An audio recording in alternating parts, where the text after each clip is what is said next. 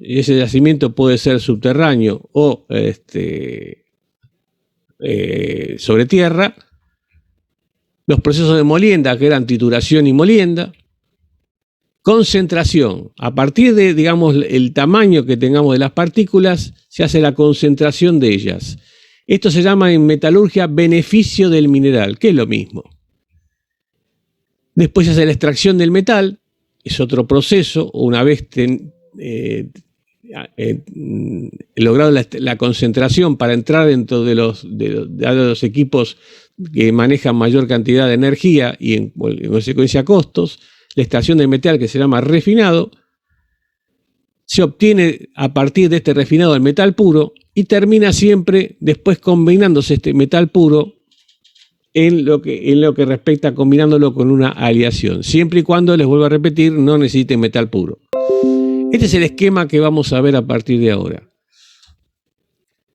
Definimos la clase anterior de que teníamos el proceso de lo que era ley, que es el porcentaje de mineral de hierro que tengo dentro de una roca. Fíjense acá que tengo el mineral. Lo otro es la roca sin valor comercial, que sería la ganga. La ley, en consecuencia de la mena, esto se llama mena, es el porcentaje de mineral que yo tengo. Entonces puedo decir que tengo 60% de porcentaje de mineral dentro de esta mena, tengo 40, tengo 30, en el caso del cobre tengo 1,5%, etcétera, etcétera. En consecuencia, mena es la roca propia y la ley la ley de la mena es la cantidad de porcentaje de mineral que yo tengo y que me va a determinar el proceso a seguir. La mena, en consecuencia, son elementos puros con elementos químicos, impurezas. Vuelve un segundo, era el porcentaje. Vuelve un segundo. Igual lo vamos a volver a ver. Okay. La ley, siempre va a estar la ley de la mena, siempre está en porcentaje de mineral, ¿sí? La ley en metalurgia es el porcentaje de mineral que yo voy a poder extraer. Eso me va a determinar el proceso. Bueno, tenemos que son la mena, en consecuencia, es el conjunto de esa roca que tiene elementos puros, mineral en este caso, y elementos químicos, que son las impurezas, que no me interesan, a eso lo voy a llamar ganga. La ganga es sin valor, por lo menos para ese proceso. En algunos casos la ganga va a tener otros condimentos que podrán ser explotados o no, pero bueno, por ahora vamos a buscar únicamente el mineral. La mena es igual al mineral más la ganga. En consecuencia, la mena es el mineral más la ganga. Es todo el conjunto. Por eso siempre se le dice metalurgia, acá tengo una mena, en definitiva es una roca que tiene el mineral, más otros elementos. La ley es el peso del mineral sobre el peso de la mena. Siempre estamos hablando en función de peso, ¿sí? Yo tengo tanta kilo de mineral en tantos kilos de roca, lo divido y lo multiplico por 100 porque la idea era de tener la ley en porcentaje. Obviamente que esta ley nunca va a llegar al 100% porque si llegara al 100% quiere decir de que no tengo mena. Por lo tanto, sería el oro puro, por ejemplo, que no existe más ya, pero poder encontrarlo. En consecuencia, la ley sería el 100%, pero no puede ser esto. Siempre el porcentaje, el peso total de la roca va a ser mucho mayor que el peso total del mineral contenido en esa roca. La extracción rentable, y esto es lo que es fundamental para el sistema. La ley, este porcentaje que está acá, determina el precio del mineral. Tengan en cuenta de que los metales son un commodity, es decir, es un precio internacional. Si esa ley es muy baja, el proceso tecnológico que yo voy a tener que adoptar posteriormente me va a involucrar un costo muy alto y no lo voy a poder, digamos, comercializar. Pero la posibilidad que tengo, si la ley es baja, introducir algún proceso tecnológico nuevo que se pueda descubrir, un invento, para abaratar esos procesos tecnológicos y lograr en consecuencia que un mineral, una mena que tenga poco mineral, pueda ser redituable. Pero esto es lo que se determina, lo que se llama extracción rentable en metalurgia, que es fundamental. ¿Cómo se encuentran los minerales que vamos a obtener? Como óxidos, sulfuros o carbonatos. Es decir, combinados con oxígeno, combinados con azufre o combinados con carbonatos. Por oxígeno tenemos todos estos elementos: hierro, estaño, aluminio, cromo, titanio, magnesio y wolframio.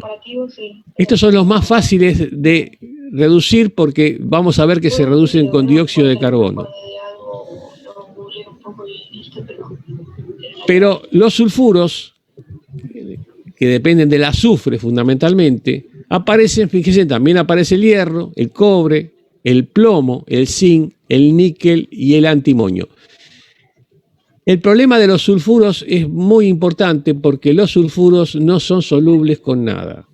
Por lo tanto, tenemos un problema al no ser solubles, que directamente no lo tenemos con el oxígeno, que rápidamente se combinan con el carbono y son fácilmente desoxidados. El azufre vamos a tener que utilizar otros procedimientos que después vamos a ver. Y finalmente aparecen los carbonatos, donde aparece, por supuesto, el carbonato de hierro, el carbonato de cobre, de plomo y de zinc. Los carbonatos son fáciles, muy fáciles de lograr su reducción. Vamos a ver cómo, digamos, el concepto fundamental. Hay un micrófono abierto. Buenas tardes, gente, ¿cómo le va? Quería mostrar el nuevo ingreso de hoy, un hermoso... Lo que vamos a ver ahora es cómo se desoxidan, se saca el azufre, se saca el carbono para lograr el metal puro. Esto es parte de química nada más, después los procesos los vamos a ver. Tratamientos mecánicos, a veces cuando está en estado nativo, bueno, es muy elemental. Tratamientos químicos, es indispensable, fíjense que los anteriores estaban combinados químicamente. Un tratamiento químico cuando están en estados combinados, ya sea con el oxígeno, con el azufre o con carbonatos. Y la afinación definitiva para lograr un metal completamente puro va a ser exclusivamente en una cuba electrolítica. Es decir, no hay otra posibilidad de lograr un metal puro que no sea la cuba electrolítica. Si no, vamos a tener purezas de un 95, 96%, pero nunca de 99, 99, casi puro. Si la proporción de la ganga, es decir, dentro de esa mena había mineral más ganga, si la proporción de la ganga es muy elevada, habrá que reducirlo a con un elemento que por ahora vamos a llamar fundente. Ese fundente se va a combinar con la ganga y va a formar lo que en metalurgia se llama la escoria. Cada fundente que yo voy a agregar al proceso, y generalmente esto va a estar en estado líquido, dependerá de la ganga que tenga y del mineral. Tratamiento químico, por vía seca o por vía húmeda. Tengo dos métodos fundamentales para hacer ahora lo que vimos anteriormente. Voy a dedicarme al tratamiento químico,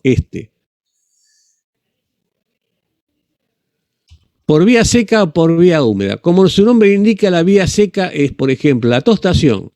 ¿Qué hace la tostación? Voy a tomar el zinc, en este caso, como metal, en todos los casos. Voy a tener que tener un sulfuro de zinc, es decir, azufre.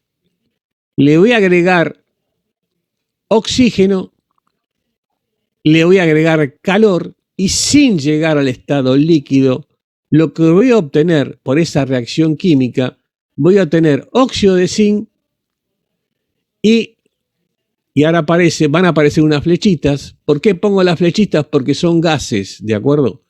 En química esto no existe, pero acá sí. Fíjense en que al sulfuro de zinc directamente, con calor y inyectando el oxígeno, sin llegar al estado líquido, logré convertirlo en un óxido de zinc y un gas que es óxido sulfuroso. ¿De acuerdo? Estos se llaman hornos de tostación y se aplican exclusivamente cuando tengo materiales sulfurados. Calcinación se va a aplicar cuando tenga materiales en forma de carbonato. En este caso, carbonato de zinc. Le agrego calor y obtengo dióxido de carbono más óxido de zinc. Uno es un gas. En consecuencia, si tengo sulfuros, horno de tostación. Si tengo carbonatos, horno de calcinación, fíjense en que la diferencia de un horno de calcinación es que no agrego de ninguna forma oxígeno, simplemente agrego calor. El calor hace que se disocie completamente este carbonato en un gas y en óxido de zinc. El otro proceso es la reducción. La reducción en metalurgia involucra tomar los óxidos que obtuve, por ejemplo en estos casos, agregarle monóxido de carbono. Es un gas, bueno, vamos a ponerlo acá, que es un gas. Le agrego calor y obtengo dióxido de carbono o anhídrido carbónico más el zinc totalmente desoxidado. El dióxido de carbono el monóxido de carbono, perdón, es un elemento reductor. Es decir, en cada caso después vamos a repetir esto porque en cada caso amerita, digamos, algún sistema de esto. Bueno, la oxidación para completarla es si tengo zinc, le agrego oxígeno y logro lo que es la oxidación. ¿De acuerdo? Acá están los 4 métodos que vamos a utilizar a través en ferrosos y no ferrosos a través de la clase. Y por otro, aparece la vía húmeda. Lo vuelvo a repetir, esto en cada proceso, que no sea, acá puse zinc, pero en cada proceso después vamos a ver qué aplicamos y en función de qué material tenemos o materia prima de origen. La hidrometalurgia son métodos esto es por vía húmeda, como su nombre indica, acá ya no estamos en estado seco. La hidrometalúrgica son métodos de lixiviación. La idea fundamental es agregar a un sólido directamente, irrigarlo con un disolvente, en este caso es un ácido. Ese ácido lo que va a hacer selectivamente atacar al metal y lo va a convertir en una sal metálica. Esto, por ejemplo, es el famoso método de cianuración del oro, donde, digamos, tengo previamente molido y todo, tengo una pila de material y le agrego sales de cianuro y esas sales de cianuro van a atacar exclusivamente al oro formando cianuratos de oro y los voy a recoger en estado líquido. Esto se hace en forma importante cuando la ley es muy, muy baja y además vamos a ver después los problemas ambientales que puede suceder. En el caso del cobre, por ejemplo, que no se hace mucho, lo podía lixiviar con ácido sulfúrico. Ácido sulfúrico, digamos, sobre una pila de metal molido, lo que logra es a la salida un líquido que se llama sulfato de cobre, por ejemplo. Pero el problema es que es muy contaminante. Y por electrometalurgia, que es el método electrolítico, donde tengo un ánodo y un cátodo, hago circular una corriente eléctrica, por eso se llama electrometalurgia, y en definitiva sobre el cátodo voy a obtener un metal completamente puro. Esa es la parte del afino. Son todos los procesos que vamos a utilizar y a partir de que cada elemento que vamos a ver lo vamos a utilizar. Y el otro podría ser electrotérmico, que en este caso se genera en un horno eléctrico.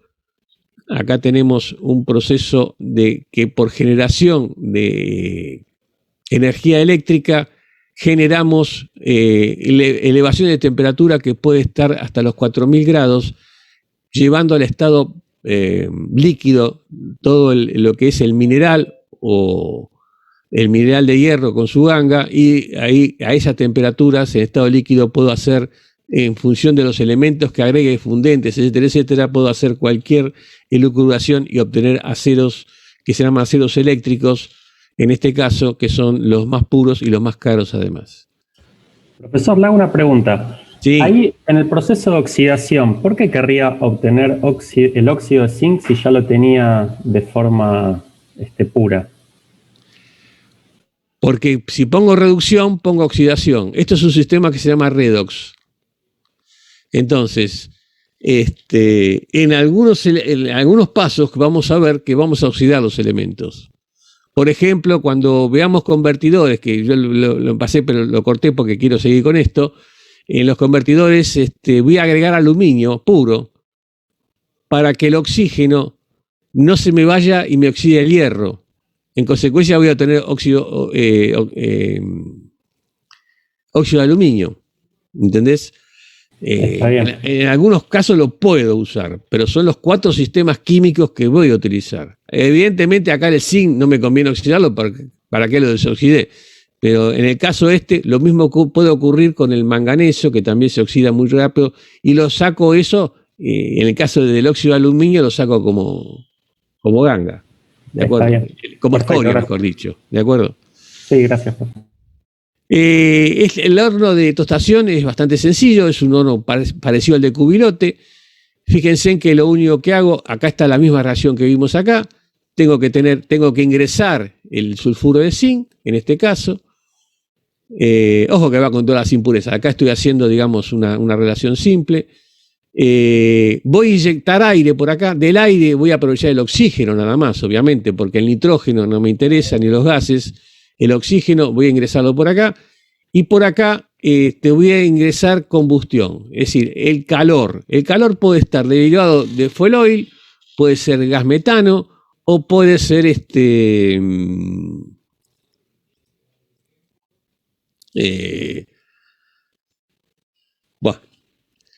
o puede ser carbón. De acuerdo, carbón, estado sólido, líquido y sólido. Normalmente lo que se utiliza es fuel. Hoy en día, los países que tienen gas utilizan gas metano, por supuesto.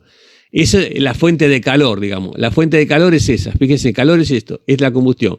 Este aire no es para la combustión precisamente No, este aire es para que el oxígeno pueda atrapar, como ven acá, y se va, a la salida sale como dióxido de azufre. Un elemento muy contaminante que hay que recuperarlo y que hoy se recupera, se combina con agua y se transforma en ácido sulfúrico, pero este elemento yéndose al aire y que tiene peso, una densidad menor que el aire, asciende hasta que toma el agua que se genera por las lluvias y cae a la tierra como ácido sulfúrico. Esto es un contaminante importante como impacto ambiental. Por lo tanto, hoy todo esto se recupera y además se vende como ácido sulfúrico industrial. Acá ven un horno que son bastante sencillos, en definitiva, no hay ningún secreto, y que son parecidos también en su medida. El problema fundamental acá es que las paredes de este horno, que son de refractarios, al generar este gas que aparece acá, que es dióxido de azufre, se puede dentro del mismo horno, por algunas circunstancias, porque puede venir agua higroscópica en el material se puede convertir en ácido sulfúrico. Por lo tanto, estas paredes, el ácido sulfúrico tiene la propiedad importante de atacar tanto mampostería como metales. Por lo tanto, estos refractarios sufren mucho desgaste por el ataque de la posibilidad de que venga este mineral que normalmente están a cielo abierto, por lo tanto vienen con agua y se combina, no saliendo totalmente, digamos, dióxido de carbono, dióxido de azufre, perdón, sino que en algunos momentos hay ácido sulfúrico que ataca las paredes. Pero bueno, ese es otro tema. Acá ven un horno de tostación, que fíjense en que tiene esta forma, en este caso es un horno rotativo, es un poquito más sofisticado. Fíjense en que, por supuesto, no van llenos, están girando lentamente, están en una cierta inclinación, por acá entra el mineral, por acá entra el aire, el calor, aparece, acá no lo puse, pero el calor, fíjense en gas reductor y combustible, que aparece en una serie de quemadores internos. Esto, por supuesto, no está totalmente lleno, está por la mitad. Tiene varios quemadores en su interior. No confundir el oxígeno del aire. Bueno, obviamente que entra aire acá, pero la entrada de aire es para aprovechar el oxígeno para lograr precisamente la desulfuración. Y bueno, tenemos la salida de los gases de escape que aparece por este lado, que bueno, hay que recolectarlo porque es un impacto ambiental importante. Y por este lado va a salir, este es un horno completamente continuo y mucho más mecanizado que el otro, pero son los hornos de tostación. Hornos de calcinación son muy parecidos a los anteriores, con la diferencia que acá únicamente lo que tengo que poner es calor. No tengo necesidad de colocar oxígeno porque directamente por a una determinada temperatura, por ejemplo, si estamos hablando de carbonato de calcio, a 1000 grados aproximadamente se produce, acá tendría que tener un calcio, por supuesto, a 1000 grados se provoca la descomposición y directamente acá aparece suministro de aire, pero el suministro de aire que aparece acá es porque se introduce por esta zona el mineral normalmente se ocurre así, si el mineral, antiguamente se colocaba el mineral con carbón directamente, o que es lo más sencillo, carbón con mineral, el carbón se va prendiendo con el aire, la función, le vuelvo a repetir, de este aire no es generar oxígeno, sino simplemente por calor se produce la disociación. Son hornos un poco más sencillos, pero bueno, tienen esta forma. En este caso no tengo desgastes en las paredes porque en ningún momento tengo la posibilidad de que se genere ácido sulfúrico. Por lo tanto, directamente el desgaste de las paredes es por el rozamiento de los minerales que descienden. Profe, ¿puedo hacer una consulta? Sí. Yo siempre me preguntaba en estos hornos que uno pone directamente el material con el carbón, ¿no es como que esa ceniza, todo eso, no ensucia no se va mezclando con el material, con el acero, o no importa? Fíjate vamos a volver en el anterior. En este no, pero en el anterior. Fíjate que por acá salen los polvos. ¿Sí? Ah, ok. En este caso pasa exactamente lo mismo. Tengamos en cuenta que estamos reduciéndolo. Después, lo que saco de acá, sí, va a haber cenizas, por supuesto que va a haber cenizas, pero bueno, mucho eso no interesa porque seguramente lo que saco de acá después voy a tener que clasificarlo. No es que los lleve. Si bien lo molía antiguamente, una vez que salen, voy a tener que clasificarlos. Ya van a ver cómo es el tema, pero bueno. Bueno, materias primas, entonces, procesos tecnológicos, Arrabio, que es a lo que vamos a llegar hoy. Procesos tecnológicos, nuevamente, acero. Es decir, la etapa es una etapa intermedia.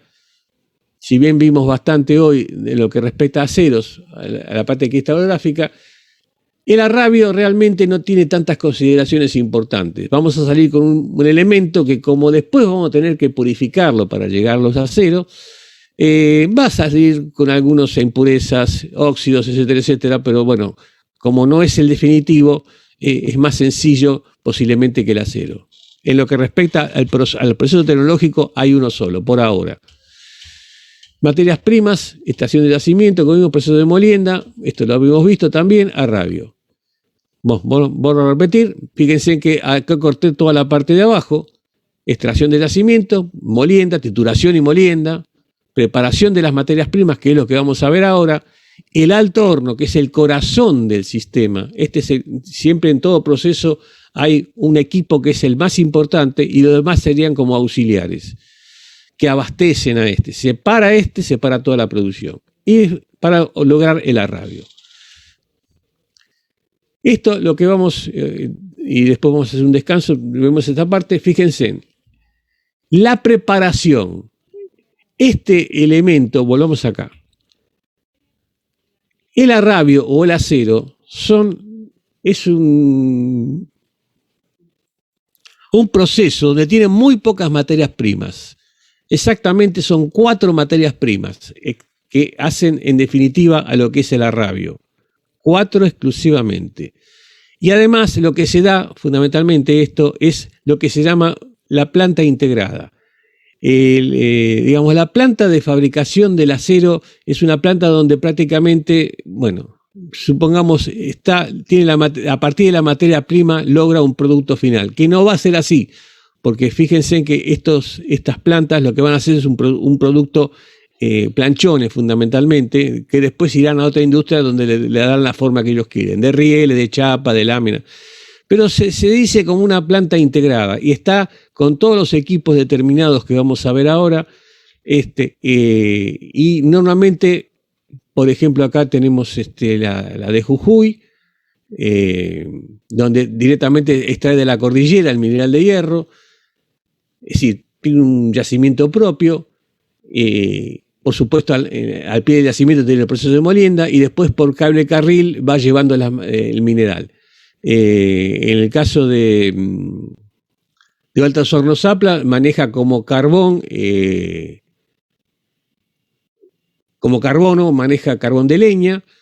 Y después, bueno, la piedra caliza, que es muy abundante en Argentina. En el caso de lo que es el Asomís Siderar en San Nicolás, maneja directamente la materia prima que viene por barco, maneja los pellets que vienen de Brasil, que vamos a ver lo que es eso, que es el mineral de hierro enriquecido, maneja la piedra caliza, bueno, que viene de la parte sur de Argentina, y maneja el carbón el coque metalúrgico, que vamos a ver lo que es, que también viene por barco, y bueno, cada uno maneja algún sistema que tiene a su alrededor. O digamos, si van a Altos Hornos Zapla, tiene el doble exactamente el doble de dimensión que tiene Siderar acá en San Nicolás, simplemente por un problema de espacio. Pero bueno, son grandes industrias. A partir de los videos vamos a ver que tiene equipamientos muy importantes. La preparación de la materia prima que va a ingresar. Fíjense que dijimos entonces, como materia prima, mineral de hierro, coque o carbón de leña y piedra caliza. Y aire. Son los 4 elementos que introducidos dentro del alto horno, de ese equipo, precisamente, van a generar como salida la escoria, es decir, la separación de la ganga, lo que no me interesa del mineral, el arrabio, que va a ser, o hierro de primera fusión, como se llamaba antes, que después se va a ser procesado para convertirlo en acero, y además van a salir, como todo elemento, gases que vamos a llamar de alto horno. Lo importante es, y lo que vamos a ver ahora, es la preparación. ¿Cómo va a entrar el mineral de hierro? Primero, bueno, hay que transportarlo y después hay que prepararlo para ingresarlo al alto horno. Se lava, vamos a ver el sistema de lavado, es fundamentalmente para eliminar, enriquecerlo, sacarle, por ejemplo, lo que recién alguien habló, es decir, las cenizas, la tierrita, etcétera, etcétera, tratar de enriquecerlo para no entrar dentro de este equipo con muchas impurezas. El quebrado, en este caso estamos hablando de la molienda y trituración y molienda, y el cribado, que es el tamizado para tener una determinada medida para poder ser incorporado dentro del horno. En lo que respecta al coque,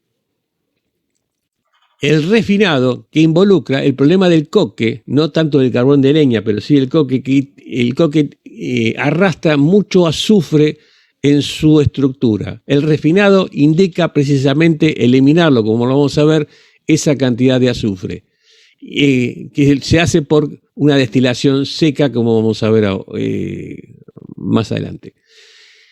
La explotación de la piedra caliza, que es el otro elemento, que es el fundente. Como les dije, que cuando, digamos, tenía el elemento a depurar, tenía mucha ganga, había que introducir un fundente. En este caso es piedra caliza, que no es otra cosa que carbonato de calcio. Transporte de la piedra caliza, bueno, el lavado para sacarle las impurezas, el quebrado, es decir, trituración y molienda, y el cribado por la selección. Todo eso se va a introducir en el alto horno junto con aire, y va a salir, en definitiva, el arrabio con todos los elementos desoxidados, la escoria, que es la ganga que contenía la mena, y los gases del alto horno, que después vamos a ver lo que es. Bueno, acá aparece un sistema, fíjense, mineral de hierro, fundentes, carbón, bueno, clasificación, transporte. Y acá aparece lo que es los elementos que vamos a ver ahora, la batería de coque, que se le llama, que son hornos de destilación cerrada, el parque de minerales. Todo esto, por supuesto, va a quedar al ambiente, ¿no es cierto? No está bajo techo. La sinterización, que bueno, es el proceso que me determina la preparación de estos elementos que van a ingresar de este alto horno, que es un horno como su nombre indica, esbelto, un horno alto. El diagrama sería el siguiente y ya hacemos un pequeño descanso. Fíjense en que tenemos por entrada, por la parte superior, en forma descendente va a entrar el mineral, el coque o el carbón de leña y el carbonato de calcio, el fundente. Va a descender, se va a encontrar con el aire caliente. El aire caliente se va a combinar con el material combustible, el que tiene carbono, ya sea coque o carbón de leña, generando la temperatura para que en la parte esta ya esté todo el elemento que entró sólido, esté en estado líquido. El aire caliente, fíjese que aparece por los dos lados porque es todo un anillo circular. Al final va a salir la escoria, que sobrenada sobre lo que es el elemento fundente, que es el arrabio. Y por último, acá aparecen los gases de escape. Estos gases de escape, como van a ver, después de una combustión tendrían que tener carbono más oxígeno, dióxido de carbono, pero va a aparecer mucho monóxido de carbono. Vamos a ver por qué aparece monóxido de carbono y por supuesto nitrógeno, porque lo que entré es aire. En este caso aparece un alto horno, fíjense con distintas medidas. Acá aparece el mineral de hierro que va a entrar junto con el fundente y junto con el carbón. Ahí sale el arrabio, la escoria, sobre el arrabio, que es la ganga mezclada con el fundente, el aire de ingreso, que fíjense en que acá aparece toda una superficie anular, y los gases del alto horno. El alto horno, en definitiva, estos hornos mínimamente miden 60 metros de alto, pero acá aparecen un montón de alturas, de H, de diámetros. Todo esto está muy tabulado porque esto viene de la prehistoria. Tengan en cuenta que el primer alto horno de Sudamérica lo tuvo Paraguay, y Paraguay, al tener el primer alto horno, tuvo el primer ferrocarril, hasta que la guerra de la Triple Alianza, además de matar a la mitad de los paraguayos, también lo primero que hizo de tiempos inmemoriales. Hoy está totalmente determinado estas formas cónicas que tiene, que vamos a ver cómo se llaman, los diámetros, las alturas, en función de la altura, y los diámetros del alto horno correspondientes. Bueno, vamos a hacer un pequeño descanso y después continuamos. ¿De acuerdo? ¿En cuánto, profe, más o menos? 15 minutos.